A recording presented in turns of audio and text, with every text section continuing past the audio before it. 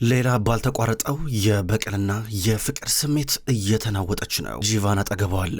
የምትጠላት ልትበቀላት የምትፈልጋት ኑር የሷ የገዛ ልጅ ነው። ጂቫንን ብትወደውም የልጅነት ፍቅሯ ቢሆን ነገር ግን ውስጧ ፍርሃት አለ። ፍቅር ደግሞ ይህንን ፍርሃት እንዲሸፍንላት እያስረሳት፣ ግን ደግሞ በቀል ድጋሚ እየረበሻን ነው። ዛሬ ሁለቱም በጭራሽ የማይረሱትን የልጅነታቸውን እውነተኛውን ፍቅር የቀሰቀሰ አንድ ተአምር ተፈጥሯል። ይህም ሁለቱም የሚገርም ጊዜ ያሳልፈዋል። እሱም ስሟታ እሷም ስመዋለች። አሁን እንደዚህ አይነት አስገራሚ ጊዜ እያሳለፉ ነገር ግን ኑር ምን እየተካሄደ እንዳለ በዙሪያ አታውቅም። በተለይ ደግሞ ኤላ ስለምትባለው ሴት እርግጠኛ የሆነችው ነገር ልጅቷ በጣም ታማኝና ጥሩ እንደነች ነው። አሁን ጂቫን ቤት መጥተዋል። ማታ ቤት ከመጣ በኋላ ሶፋው ላይ በበረንዳ በኩል ደገፍ ብሎ የሚያስበውና የሚያሰላስለው ስለ ሌላ ነበረ፣ ወይም ስለ ኤላ። ስለ እሷ ቁጭ ብሎ ያስባል። እንዴት አይነት ምትገርም ሰው ናት፣ እንዴት አይነት የማይረሳ ጊዜ አሳለፍኩኝ ብሎ እያሰበ እሷን ብትሆን ወደ ክፍሉ ሄዳ ቁጭ ብላ ከንፈሯን በጣቶቿ እየነካካችና እያሻሸች በፈገግታ ብዙ ታስባለች። ሁለቱም በየፊናቸው በሐሳብ ተጠምደው ተውጧል። የሌላ ግን ይብሳል። አልጋዋ ላይ ቁጭ ብላ ብቻዋን ስትስቅ ነበረ።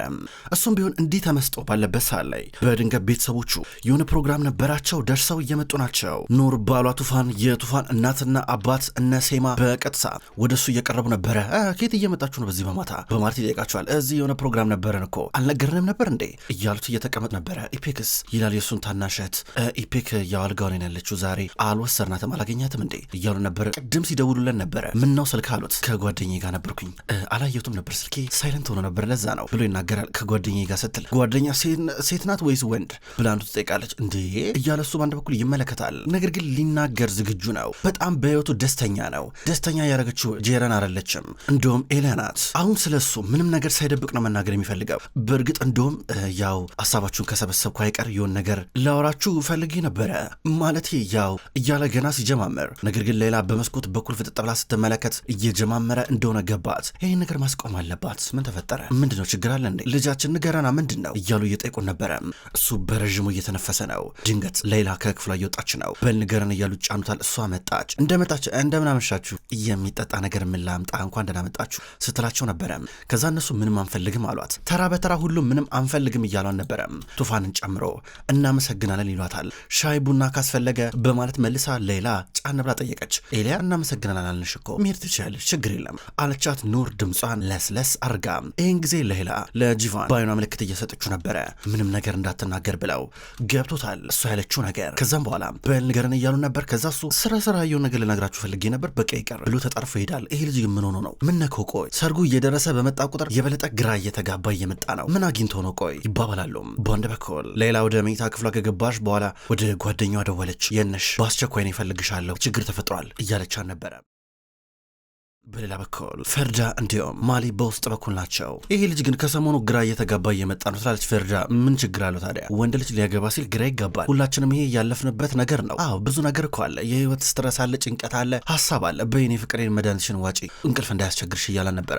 ቫይታሚን ነው ብሎ የእንቅልፍ መድኃኒት ነበር የሚሰጣት። መድኃኒቷን እየዋጠች ነበር። አመሰግናለሁ ትለዋለች። በተመሳሳይ መንገድ ልክ ማሊ ለፈርዳ የእንቅልፍ መድኃኒት እየሰጣት እንደሚያወጣት ሁሉ በአንድ በኩል ኑርን ብትሆን ቱፋንን እንዲሁ ነበር የምታረገው። አሁን እሱም ቢሆን የእንቅልፍ መድኃኒቱን እየዋጠ ነበረ። ግን ታውቃለህ ላለፉት ቀናቶች የሆነ ትንሽ ጂቫን ተቀይሯል መሰለኝ እያለች ኑር ታወራለች። ሊያገባ አይደለ ምን ችግር አለው እያላት እሱ መድኃኒቱን እየዋጠ ነበረ። ምንድን ነው ታዲያ ሊያገባ ቢሆንስ? አንተም እኮ እኔ ልታገባኝ ስትል እኮ እንደሱ አልሆንክም። ታዲያ እሱ ምን የተቀየረ ነገር ስላለን እንደዛ የሚሆነው? ለምሮ ባህሪው ቶሎ የሚቀያየር ያልገባኝ ነገር እኮ ይሄ ነው በማለት ጠየቀችው። አንቺ እርጉዝ ነበርሽ ሳገባሽ ለዛ ይሆናል አላት። ትንሽ የደበራት ይመስላል። ኮስተር ብላ አየችው። እኔ ክፉ ነገር ለመናገር ፈልጌ አይደለም ይላታል። እስኪ በደንብ አስረዳኝ ምን ማለት ነው ስትለው እኔ መተኛት ነው ፈልገው ብሏት አልጋው ላይ ጋደም ብሎ ዞር አለ።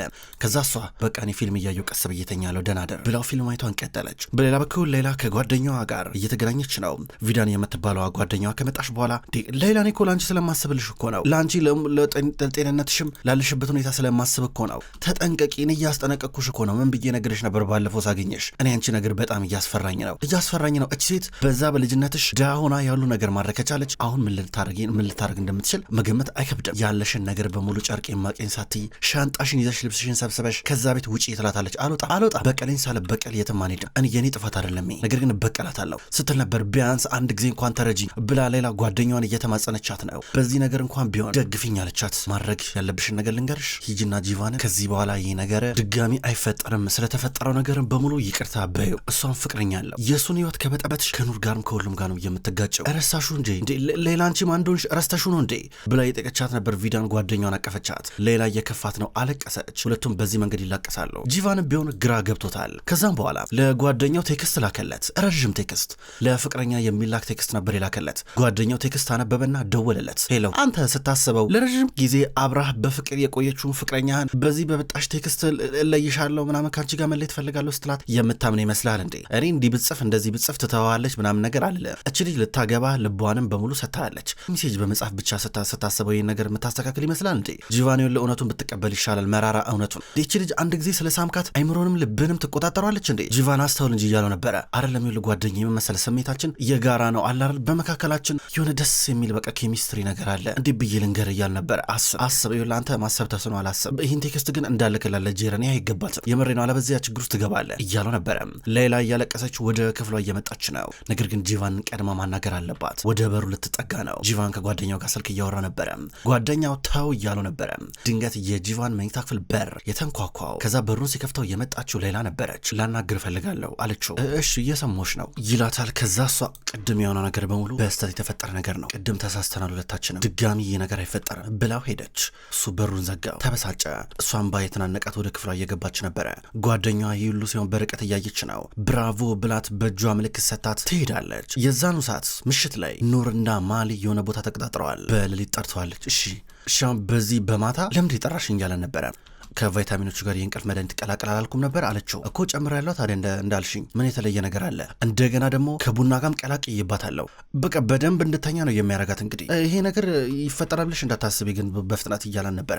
ጥሩ እሺ እኔ እናንተ ታውቃለህ ብዙ ቅር እንዳለን አለችው። ምንድነው ቆይ አንቺ ጉዳይሽ እያለን ነበረ። ምን አንተ ራስህ ጉዳይ አለችው። ተናደርሽብኛል አውቃለሁ። የሆነ የጎደለሽ ያጣሽው ነገር አለ። አንቺ በቃ እንደዚህ ነው አይምሮሽ የሚንቀሳቀሰው። ይኸውልሽ ኑር እኔ ግን ጭንቅላቴ በብረት አይደለም የተሰራው። እኔ ድንጋይ አይደለሁም። እኔ ስሜት ያለኝ ሰው ነኝ። ናፍቀሽኛል በቃ እንደምን ማለት ነው? በጣም እየራክሽ ነው እያለን ነበረ። እሷም ናፍቀኛል እያለችው ነበረ። ነገር ግን እቅዳለን እቅዳችን እናሳካስትረው ነበረ። ምን እንዳረግ ነው ደግሞ የምትፈልጊው? ምንድነው የምንነጋገረው እያላን ነበረ። እሷም እዚህ ድረስ የጠራውክ ስለዚህ ጉዳይ እንድናወራ አይደለም ገባ አይደለ? እኔም በሆን ለቱፋን የእንቅልፍ መድኃኒቱ እንዲውጥ ነግሬው ያለው ይዋጣ አይዋጥ ግን እርግጠኛ አይደለሁ። አሁን ልነግረን ፈልገው ነገር አለ አለችው። ነገ ጧት እንነጋገራለን ይላታል። አንድ ጊዜ ሰማኝ እባክህ አለችው። እየሰማሁሽ እኮ ነው ግን ይበቃል፣ ለዛሬ ማታ ይበቃል፣ ገብቼ ልተኛበት እያላን ነበረ። ችግርሽ ምንድነው እያላት ሴራፕን መበቀል ፈልጋለሁ አለችው። የቱፋን የድሮ ፍቅረኛ ምንድነው የምትፈልጊው እያላን ነው። በቃ መበቀል ፈልጋለሁ እሷን። ኑር ማለት ምን አይነት ጠንካራ ሴት እንደሆነች፣ ኑር ማለት በሷ አይነት ሴት ዝቅ ተደርጋ የምትታይ ሴት እንዳልሆነች ላሳያት ፈልጋለሁ አለችው። ምር እንዳደረግ ነው የምፈልገው ይላታል። እነዚህን ኬሚካሎች ግዛ፣ ከዛ ተደበቀ ግባና ጸጉር ቤት ውስጥ ሻምፖ ውስጥ ቀላቅልባቸው፣ ከዛ አሳያታለሁ አለችው። እሱ በፍጥነት ወደ ጸጉር ቤታቸው ገባ። ጸጉር ቤቱ ተለቅ ያለ ነው። ከተደረደሩት እዛው ላይ ከተገጠሙ ሻምፖዎች መካከል ቆጥሮ ነበረ አንደኛው ላይ ያንን ኬሚካል ያፈሰሰው። ከዛ ወደ ቤት መጣ። በጣም ደክሞታል። እንቅልፉን ተኝቷል። ፌርዳ ቀድሞ ከእንቅልፏ እየነቃች ነው። ልክ ከእንቅልፏ እንደነቃች ልትወጣ ነበር። እሱ ኃይለኛ እንቅልፍ ውስጥ ነው ያለው። በተደጋጋሚ ይደውልለታል። ብዙ ሚስኮል አለ። ስልኩን አየችው። ማን ነው እያለች ነበረ። ስልኩን ልትከፍተው ታገለች። ነገር ግን ስልኩ አይከፈትም። ጭራሽ ስልኩን ወደ ፊት ለፊቱ አቅርባ በፊቱ አሻራ ልትከፍት ሞከረች። ነገር ግን አይሰራም እንደዛ ማድረግ። ከዛም ተበሳጨች፣ ተስፋ ቆረጠች፣ ወጣች። ድንገት ሌላ ስታገኛት እንደምን አደርሽ ስትላት ደህና ነኝ ብላት ፌርዳ እየወጣች ነበረ። ከዛ በበረንዳ ተቀመጠች። ድንገት ሌላ መታ ትኩስ ሻይ ወይ ቡና እያለቻን ነበረ። ችግር የለም ባህር ታዘጋጃለች እያለቻን ነበረ። ከዛ ኤሊያ ልትሄድ ነበር። በድንገት ኤሊያ ብላ ጠራቻት። ፍቅር ይዞሽ ያውቃል ስትላን ነበረ። አያውቅም ስትላ ነበር። ከዛም በኋላ ፌርዳ ድሮ ማፍቀር ማለት ምን ሲመስላት እንደነበረ፣ ቱፋንና ሴራፕ እንኳን እንዴት እንደተፋቀሩ፣ ለፍቅራቸው ምን ያህል ዋጋ እንደከፈሉ ከዓመታቶች በፊት እሷን ብትሆን ድንገት ማሊ ህይወቷ ውስጥ ከተከሰተ በኋላ እንዴት አይነት ብዙ የሚገርም ነገር በህይወቷ እንዳሳለፈች እየነገረቻን ነበረ። አሁን ያ ነገር እየደበዘዘ ከመጥፋቱ በፊት እንደዚህ ሁለቱም ስምጥ የሆነ ነገር እያወሩ ነበር። ኑር የመጣቸው ሴቶች ኤሊያ እንሂዳ እንንቀሳቀስ ስትላ ነበር። ከዛ ሌላ እሺ ቦርሳ ይላምጣ ስትል ነበረ። ኑር ወደ ፌርዳ ዞር ብላ ነይ አንቺ ላድርስሽ ትላ ነበር። አይ ራሴ ሄዳለሁ ችግር የለም ታለች ፌርዳ። ነይ አብረን እንሂድ፣ እኔም ወደ ጸጉር ቤቱ ሄዳለሁ ችግር የለም አለቻት። ሶስቱም አንድ ላይ መኪና ውስጥ ገቡ። ከደቂቆች በኋላ ፀጉር ቤቱ ጋር ደረሱ። ሴራፕ እየተቀበለቻቸው ነበረ። ኑር ኧረ መጣሽ እንዴ እንኳን ደህና መጣሽ ስትላን ነበረ። ሳስበው ይህን ቦታ በጣም ወድሸዋል፣ እየተመላለሽ ነው፣ በተከታታይ 2 ቀን መጣሽ፣ ምንድነው ፀጉር መሰራት ፈልገሽ ነው? ጥፍር፣ ቅንድብ ምንድነው የፈለግሽው ስትላን ነበረ።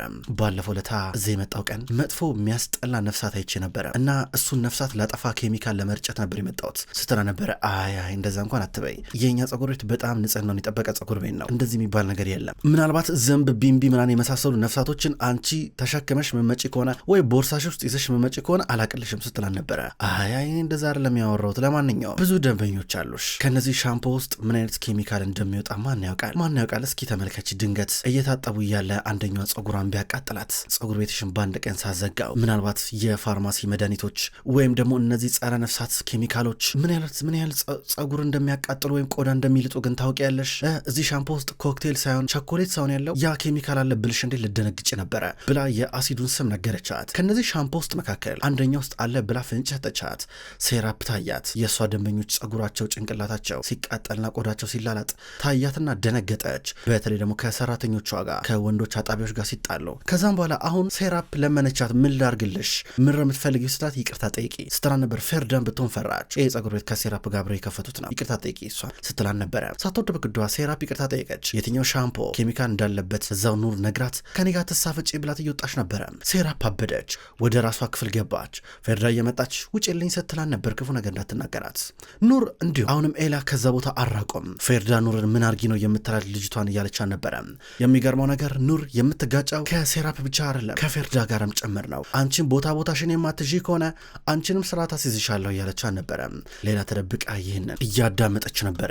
ከተወሰኑ ደቂቆች በኋላ ሁለቱም ተይዘው ከፀጉር ቤት እየወጡ ነበረ። ኤሊያ ወይም ሌላ ከኋላ ሆና ከኑር ተከትላ እየሄደች ነበረ። ከዛ አንዳንድ ስራዎችን ጨርሽና ትመጫለሽ አለቻት። ብቻዋን መኪና ውስጥ እየገባች ነበር ኖር። ከዛ ወደ ማሊ ደወለችለት። መኪና እየነዳ ነበር። ስልኩን አንሳ። የነ አሁኑን ቤት እንገናኛለችው። የት ቤት ይላታል። የኛ ቤት ነው አስተሎ ነበረ። ጥሩሽ መጣው ዛ እንገናኝ እያላን ነው። ሴራፕ በቀጥታ ወደ ቢሮዋ ገብታውንም እያሰበች ነው። ያገኘችው ነገር ስትሰባብር ነበር ተናዳ። በድንገት የመጣችው ሌላ ነበረች። ወይዘሮ ኑር እኮ ሄዳለች አለቻት። ምን አገባኝ ታዲያ ትልልሽ። ሴራፕ በጣም ተናዳ ነበረ። ላረግልሽ የምችለው ነገር አለ ስትላን ነበር። አዎ እባክሽ ኑርን ከኔ ህይወት ልታስወግጂልኝ ትችያለሽ ስትላን ነበረ። ምናልባት የሆነ ብቃት ቢኖረኝ ባረግልሽ ደስ ይለኝ ነበረ አለቻት። ከዛ ሴራፕ ከቱፋን ጋር ስለነበራቸው ግንኙነትና ከፌርዳ ጋር ስላላት ጓደኝነት እየነገረቻት ነው ቀስ ብላ። ሌላ ገርሟን ነበረ የምታዳምጠው። ከዛም በኋላ ያው አቶ ቱፋን እኮ መልካም ሰው ነው፣ ጥሩ ሰው እኮ ነው አለቻት። ሴራፕ ልክ ነሽ ትላታለች። አስታወሰች። ሁሌም እወድሻለሁ፣ ሳፈቅርሽ እኖራለሁ ብሏን ነበረ። የሆነ ያልገባን ነገር እንዳለ ነው ሴራፕ የምታውቀው። ፍቅረኛ እንኳን አላት፣ ነገር ግን አሁንም ቢሆን ቱፋን ይናፍቃታል። በሌላ በኩል ጂቫን ከፍቅረኛው ጄረን ጋር ካፌ ቁጭ ብሎ እያወራ ነበረ። በድንገት ተዋና የምትባል ሴት መጣች። የጄረን እናት ነበር የላከቻት ስለ ሰርጉ እንድታወራቸው። ከተቀመጠች በኋላ ተዋውቃቸው ቦታ መረጣቸው። የምትጋቡበትም ሰርግ የምትደግሱበትን ቦታ በምን አይነት መንገድ ይሁን ብላ ብዙ አማራጭ አቀረበች። ይህ ሁሉ ጥያቄ ሲቀርብላቸው ጄረን ብቻ ነበረች ተዋናን ስታዳምጣ የነበረችው። ምክንያቱም ጂቫን በጭራሽ ሀሳቡ ከነሱ ጋር አልነበረም። ሀሳቡ ተበታትኗል። ከዛ ተዋና በቃ ሌላ ቀን እናወራለን ብላቸው ሄደች። ከዛ ጄረን የትኛው ይሻለናል ብላ እያናገረችው እያለ ታውቂያለሽ ይህ ጁስ በጣም ይጣፍጣል እያለ ይመልስላታል። ሀሳቡ ከእሷ ጋር እንዳልነበረ ግልጽ ነው። በድንገት የቱፋን አባት እየመጣ ነበረ። ዝንጥ ብሏል። ወደዚህ ካፌ ሲመጣ ጂቫንን ሲያዩ ደነገጠ። ከዛ ተደበቀ። እነ ጂቫን ግን ብዙም አልቆዩም፣ እየወጡ ነበረ። ማሊ እንዲሁም ኑር ደግሞ ተገናኙ። የራሳቸው ቤት አላቸው፣ የሚጨቃጨቁበት የሚነታረኩበት፣ ሲያምራቸውም ሌላ ነገር የሚያደርጉበት። አሁን የሚነታረኩት ደግሞ ፌርዳን ተቆጣጠራት እያለችው ነበረ። በተለይ ደግሞ ሴራፕን መበቀል ስለምትፈልግ እሷ ፌርዳ ከሴራፕ እንድትርቅ አርጋት እያለችው ነው። አረ ይሄ ነገር በዛ እያላን ነበረ። ሰማኔም እኮ ሳልወድ በግድ ኮን ቱፋን ያገባሁት ምንድነው የምትለው እያለችው ነው። በዚህ ምክንያት መስማማት ከበዳቸው። በሌላ በኩል የቱፋን አባት እዛው ካፌ ውስጥ ነው ዞር ዞር እያለ ሴቶችን ይመለከታል። በድንገት ተዋናን አያት። ቀደም እነ ጂቫን ልታናገር የመጣችውን ሴት ፊቷ ተቀመጠ። ከተቀመጠ በኋላ ይቅርታ መቀመጥ ይቻላል አላት። ዝም አለችው። ከዛም በኋላ ትከሻሽ ሰፋ ያለ ነው እያላን ነው። ድንግጣ አየችው ስትለው ነበረ። እንዳንቺ አይነት ጠንካራ ሴት ደገፍ የሚያረጋት ወንድ እያስፈልጋታል እያላን ነበረ። እድሜ ስንት ነው ብላ ጠየቀችው። ነገራት። ከዛም በኋላ አይ እኔማ እኮ እያለ እየተሸማቀቀ ነበረ። አሸማቀቀችው። ደነገጠ። በዚህ ሰዓት ላይ ከልጅ ልጆች ጋር ቤት ብትሆን አይሻልህም ስትለው ነበረ። ተናደደ፣ ደነገጠ። ጥላት እየሄደ ነበረ። በሌላ በኩል ማሊና ኑራውን ካወሩበት ክፍል እየወጡ ናቸው። ተደብቀው በጥንቃቄ ነው የሚራመዱት። ወደ መኪናቸው ሊገቡ ነበረ። እንሂድ ወደ ነጆጋ አለችው። ምን ልናደርግ ይላታል። እንዴ የሌላ መቃብር ሲከፈት ባዶ ነው፣ ምንም ነገር የለም፣ መጠየቅ አለብን እሱ እያለችው ነበር። ሄዱ። ነጆን አገኙት። እናፈኳችሁ እንደ እያላቸው ነበረ። ከዛ ስለሌላ ጣራ አሉት። ከዛም በኋላ ብር ሳትከፍሉ ምንም ነገር አልነግራችሁም እያላቸው ነበረ። የምትደራደረው ኑር ናት። እኔም መረጃ ሳትሰጠኝ በጭራሽ ገንዘብ አልከፍልም ፈልግ እያለችው ነበረ። ነጆ እንዲያጣራ እየተነገረው ነበረ። በሌላ በኩል ሌላ ወደ አንድ አብሮ አደጓጓ እየሄደች ነው። የሆነ የምታግዘኝ የምትረዳኝ ነገር አለ ብላ እያማከረችው ነበረ። ከዛ እሱን በጠየቀችው መሰረት እሺ ብሎ ሀሳቡን እየተቀበላን ነበረ። ጂቫናንም ግራ እየተጋባ ነው። ከጓደኛው ጋር የሆነውን ነገር ያወራል። ጓደኛው ደግሞ አብዳል፣ አንተ አብዳል፣ እኔ አንተን ወደ ስለ ልቦና አማካሪ ወደ ሳይካትሪስት ጋር በወስድ ነው የሚሻለ። አይ ለምን ታውቃለህ? የልጅነት ፍቅርን እያሰብክ ሁል ጊዜ የልጅነት ቁስልን ጠባሳን እያስታወስክ ወደፊት ህይወትን መቀጠል እስካልቻልክ ድረስ በቃ ችግር ውስጥ ገብታል ማለት ነው። የአእምሮ ህመም ነኝ እያለው ነበር። ኢፔክ የእሱ ታናሸት የቤት ስራዋን እየሰራች ስዕል እየሳለች ምናምን ነገር ነበረ። ይሄን ነው የምታዳምጠው። ግርም ብሏት ነበረ ስትሰማቸው የነበረው። ምክንያቱም ብዙም አራቀች። አይደለም ጓደኛ ያልገባ ነገር እኮ እቺን ሴትና የልጅነት ፍቅሬን የሚለያያቸው ምንም ነገር የለም ይሏል። ብትረሳው ነው የሚሻለ። ከዚህ በኋላ እሷ የለችም በቃ በማለት እየጠየቀው ነበረ። በሌላ በኩል ማሊ በቀጥታ ወደ ፌርዳ ጋር መጣ። ነይ አላት። ስራ አለብኝ የት ነው መጣው ስትለው ነበረ። ነይ ቦርሳሽን ይዘሽ ብሎ እጇን ይዞ እየወጣ ነበረ። መኪና ውስጥ ገብተው ይሄዳሉ። በድንገት የሌላ አብሮ አደግ አበባ ይዞ መጣ ወደ ሴራፕ ጸጉር ቤት። ለሴራፕ ነው የአበባ ብሎ መኪና ሙሉ አበባ ነበር ይዞ የመጣው። ከደቂቆች በኋላ ማሊና ፌርዳ የሆነ ቦታ ደረሱ። ከዛም በኋላ ገና ከመኪና እንደወረዱ ፊት ለፊት የሆነ እንደ ጤና ጣቢያ ነገር አለ። ከዛም በኋላ እዛ ይዟት የመጣ መስሏት ደስ ብሏን ነበረ። በመጨረሻም ልንሞክር ነው እያለችው ነበር። ልጅ ለመውለድ ፍላጎት ያለው መስሏት ደስ ብሏን ነበረ።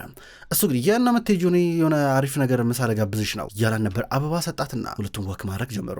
ሴራፕ ከደቂቆች በኋላ ጸጉር ቤት መጣች። አበባ እንደመጣላት ተነገራት። ወደ ቢሮ ስትገባ ቢሮ አበባ በአበባ ሆኖ ነበረ። የእሷ ፍቅረኛ ይልማዝ ይባላል። በአሁኑ እሱ የላከላት መስሏት ደወለችለት። ዛሬ ስፔሻል ቀን ነው ያለችው። የምን ስፔሻል ቀን እያላን ነበረ። ከዛ መልሼ እደውልልሃለሁ ብላ ስልኩን ዘጋችው። የተላከውን አበባው ላይ መልእክት ተመለከተች። ከዛም በኋላ የኔ ውድን እንግዲህ ታውቂያለሽ ልረሳሽ እንደማልችል ይህን ነገር እድሜ ልኬን ተሸክሜ እኖራለሁ የሚል ነበረ። አጻጻፉ እንደ ቱፋን ነበረ። ደነገጠች። ደስ አላት። ሌላ ነበረ ይህን ነገር ያስላከችው። ከአብሮ አደጋጋውን ትተቃቀፋለች። ሴራ በደስታ ዘለለች፣ አበደች። በጣም ነበር ደስ ያላት። ፌርዳ መጣች። ከመጣች በኋላ ወይኔ ታድለች ሴራ ብላት እየወጣች ነበረ። ምክንያቱም ማሊ ይህንን ደስታ እሱ ምንም ሊሰጣት እየቻለ አይደለም። ቀን በቀን ሀዘን ነው፣ ቀን በቀን መከፋት ነው። ያንን እንደዛ ጠውልግልግ ያለ ቀይ ጽጌረዳ ትንሽ በትሸትሸት ያለ ነበር ቅድም የሰጣት። የሆነ አንገቱ ሊነቀል የደረሰ የተከረከመ ጽጌረዳ ነበር አንድ የሰጣት። ለእኔ ክብር የለውም እያለች እንባዋ እየተናነቀ ቀስ ብላ እየወረደች ነበር በደረጃው። ክቡራን ተመልካቾች እንኳን ወደ ቅጠል ቲቪ የዩቲዩብ ቻናል በሰላም መጣችሁ። ውድ ተመልካቾች በዛሬው ዕለት የበቀል እስረኛ የሚሰኘውን ድራማ ተመልክተናል። ውድ ተመልካቾች ከዚህ በኋላ በቅጠል ቲቪ የዩቲዩብ ቻናል የበቀል እስረኛ አስደማሚ ምርጥ ድራማ ወደ እናንተ ይደርሳል። ከእናንተ የሚጠበቀው ላይክ፣ ሼር፣ ሰብስክራይብ እያደረጋችሁ መከታተል ብቻ ነው። ሁልጊዜም ስለምትከታተሉኝ ከልብ ከልብ አመሰግናለሁ። ተመልካቾች ዘውድ ድራማውን ቢሆን ይቀጥላል። በሱም ድራማ በቀጣይ በድጋሚ የምንገናኝ ይሆናል። በቀጣይ በአዲስ ቪዲዮ እስከምንገናኝ ድረስ በያላችሁበት መልካም ቆይታ ይሁን።